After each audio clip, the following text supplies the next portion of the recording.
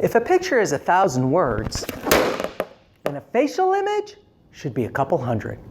On this channel, iTalkDEO, we're going to be talking about facial expressions and how to incorporate them into your message. Stay tuned, that's coming up next.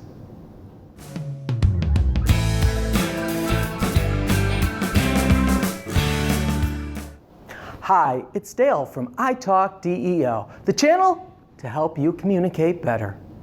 In this channel, iTalkDEO, we're going to give you examples, tips, and tricks on how to incorporate facial expressions into your message. Now we're going to start off with a small example, and then I'm going to break down the example and give you tips and tricks on how to incorporate this into your everyday life presentation or in your personal communication. So let's start off with a simple example. I was watching my son the other day.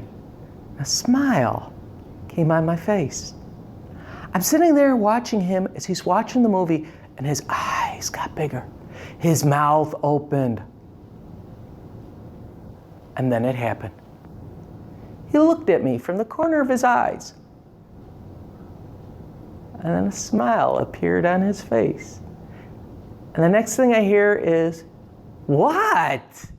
And I looked at him and went, "Nothing, go back to watching your movie." And he did what only a child would do. He shook his head and went, "Whatever."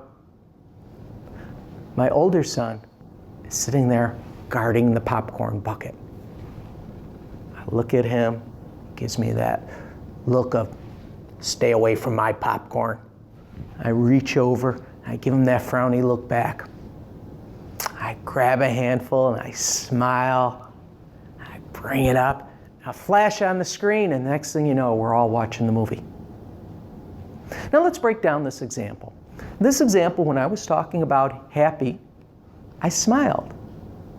When I was talking about bewilderment, the eyes and the mouth opened.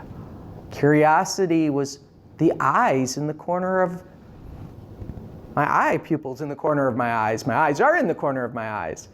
And then we have the look of disapproval. Now these are common images that we have and facial expressions that we use every day. Now there's two reasons why we use facial expressions, especially in storytelling, and why we need to use them in communication. First, it enhances the message. We have to realize that when we're talking, in many cases in a presentation, we may be using dialogue. Go back to my original opening. If a picture is 1,000 words, then a facial expression must be a couple hundred.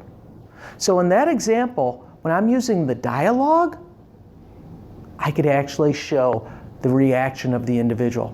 Second, it enhances the entertainment. Think of somebody you know who is very entertaining. They talk, they're animated, they get involved with the story. They're very enjoyable to watch.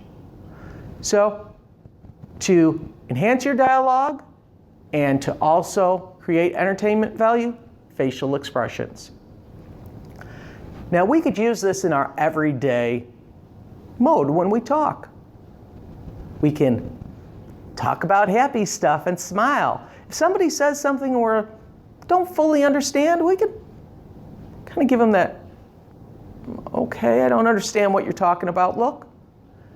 And try it. When you give somebody a face like that, they'll usually stop and go, "Oh, you don't understand." And that it helps you to communicate better, helps the speaker actually communicate his message better. Now there's two other things that I have learned. The first thing is you have to commit to the face. When you do a pouty face, you need to do a pouty face. The reason why we commit, it's telling a story. The second reason you're committing is if you just throw a quick face out there, there creates a disconnect because the audience sees the face and it wasn't out there long enough for them to actually absorb the message. So committing and then sticking to it will give that facial expression a greater audience appeal. Now, hopefully here today, I've given you some tips and advice on how to use facial expressions into your message.